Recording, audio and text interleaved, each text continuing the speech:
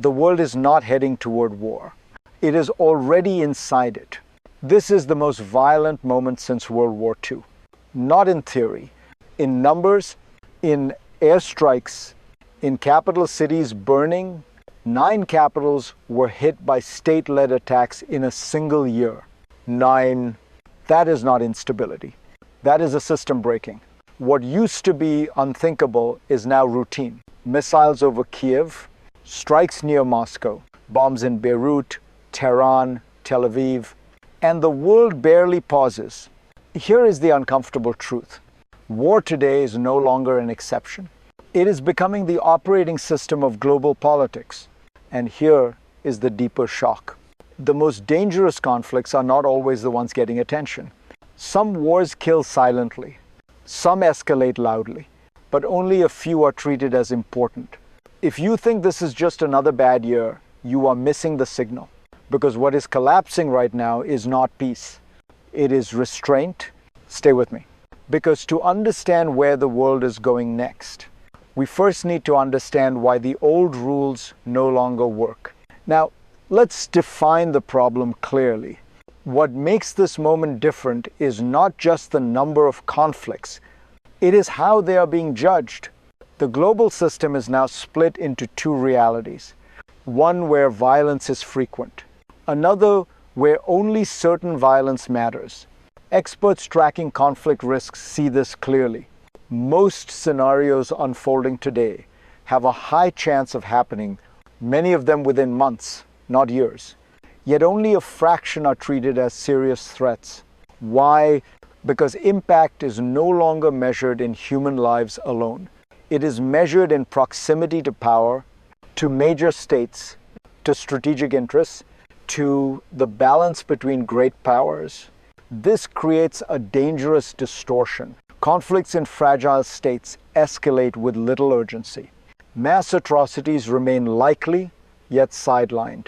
Meanwhile, tensions involving the United States, China, or Russia dominate attention. The result is a world where violence spreads unevenly, where warning signs are visible, but response is selective. This is not chaos by accident. It is a system making choices, and those choices shape what comes next. To understand how we arrived here, we need to look backward before we look forward. This did not happen overnight. It followed a pattern. For decades, the international system relied on restraint. Rules mattered. Norms mattered. Even rivals avoided direct confrontation. That era is ending. Economic pressure, political polarization, regional instability, each weakened the old guardrails. Long-running disputes never truly disappeared. They paused, they froze. Then they re-emerged. Kashmir flared again. A century-old border dispute in Southeast Asia reignited. Old fault lines proved they were never settled, only postponed. At the same time, power politics returned. Major states tested limits, then crossed them. Once one line fell, others followed. What changed was not ambition. It was tolerance for risk.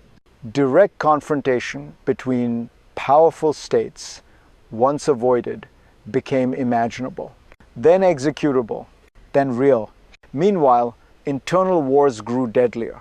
Sudan, South Sudan, the Sahel, high likelihood, low priority. This is the cycle we are now trapped in. Unresolved conflicts feed instability. Instability lowers restraint. Lower restraint invites escalation. And once that cycle starts, it accelerates. That acceleration is what produced the first true shock of this new era. The first shock came quietly. Then all at once, in a single year, airstrikes hit 9 capital cities. Not rebel strongholds, not remote border zones. Capitals. That is a red line history remembers, and we crossed it. States were no longer signaling.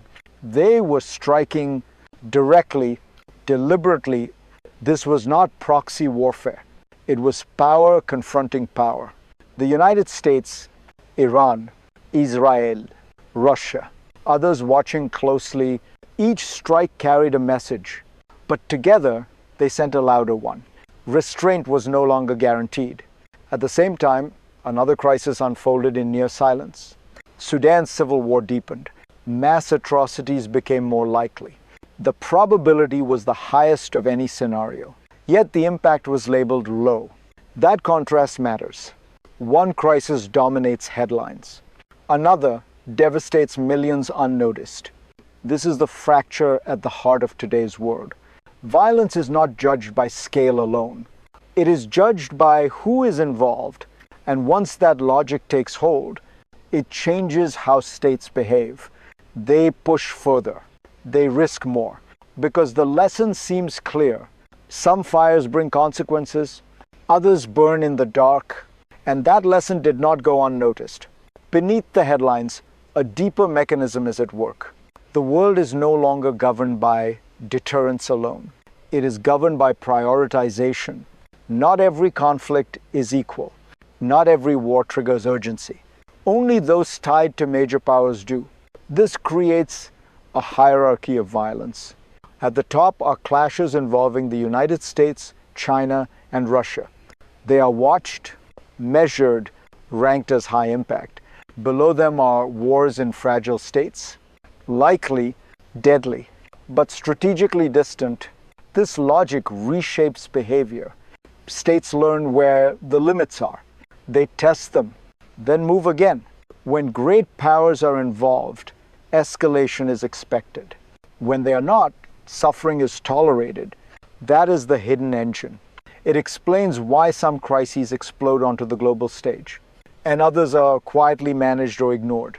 It also explains why military provocations by major powers are no longer rare.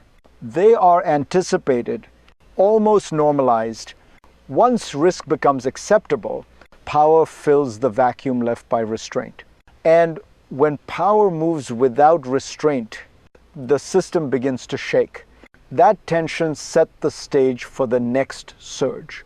Then came the second surge, sharper, more dangerous. Experts did not hesitate this time. They saw it coming. An intensification of the Russia-Ukraine war, attacks expanding, infrastructure targeted, cities exposed.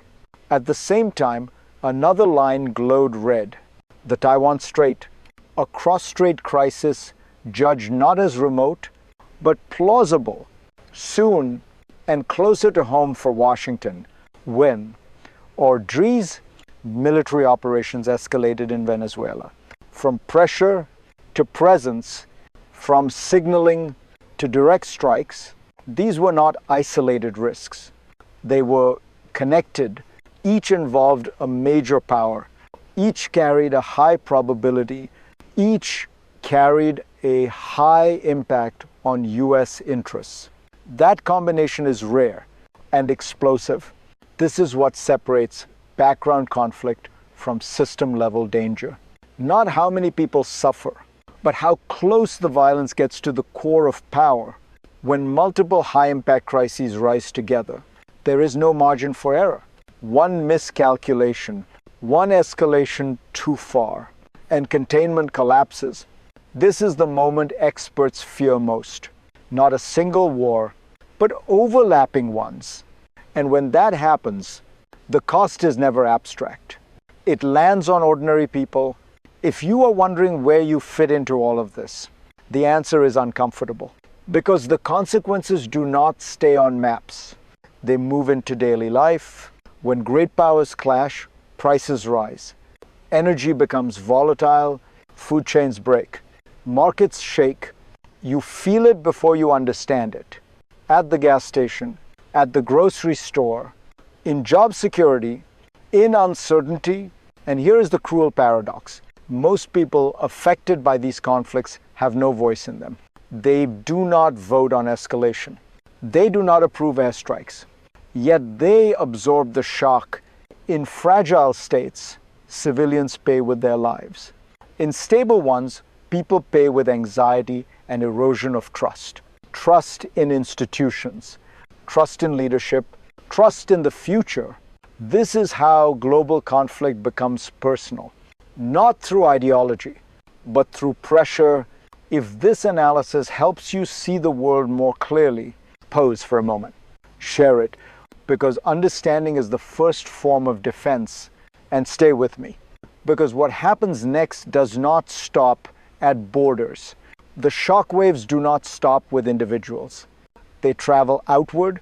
Every major conflict today is connected to another through trade routes, energy corridors, alliance, and fear. A strike in one region tightens supply in another. A crisis between great powers forces smaller states to choose sides. Neutrality becomes fragile. Silence becomes risky. This is how local conflicts turn global. Not overnight, but step by step. Europe feels it through energy insecurity. Asia feels it through military recalculations. The Middle East feels it through constant escalation. Latin America feels it through growing militarization and instability. The system begins to polarize, blocks harden, diplomacy narrows, and as competition sharpens, misunderstanding becomes more likely. Signals are misread. Intentions are assumed, red lines blur. This is why experts are alarmed. Not because war is everywhere, but because it is increasingly interconnected. When conflicts overlap, there is no safe distance. And once the global system reaches that point, the future stops being linear. It fractures, which brings us to the question that matters most. What happens next? The future does not point in one direction. It splits. There are three paths ahead. The first is cautious stabilization. Conflicts remain, but escalation is managed. Major powers pull back from the edge, not out of goodwill, but out of fear of the cost. In this scenario, risk is contained, not solved, just postponed. The second path is controlled instability, the most likely one. Cries flare, then cool, then flare again.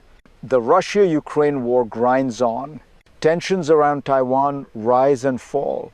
Pressure in places like Venezuela simmers. Nothing collapses, nothing heals. The system survives, but it becomes brittle. The third path is systemic failure. Low probability, high consequence. Multiple high-impact conflicts escalate at once. Deterrence breaks, crisis management fails. Decisions are made under pressure, not clarity. This is not about one war becoming global. It is about several becoming inseparable. History shows this pattern clearly. Systems do not fall from one blow. They fracture under accumulated stress, and the world is carrying more stress than it has in generations. Which means the real question is no longer if the system is strained, it is how much more strain it can absorb. And that leads us to the final insight. We are living through a test of the international system. And so far, the system is failing quietly, not with one dramatic collapse, but with constant pressure, endless strain, normalized risk. The lesson from this assessment is not that war is inevitable. It is that restraint is no longer automatic. It has to be rebuilt, chosen, actively enforced. Power without restraint creates instability. Instability without attention creates blind spots. And blind spots are where the next crisis is born. This is why conflict prevention matters more than ever, not as idealism, but as strategy. If the United States wants stability, it cannot only react to explosions. It must invest in anticipation, in diplomacy, in preventing small fires before they merge. Because once multiple crises converge, no military is fast enough. No alliance is strong enough. No leader is prepared enough. If this helped you see the world differently, don't keep it to yourself. Share it. Talk about it. Question easy narratives. And if you want to understand where this fragile system goes next, what the next pressure point might be, and what history tells us about moments like this,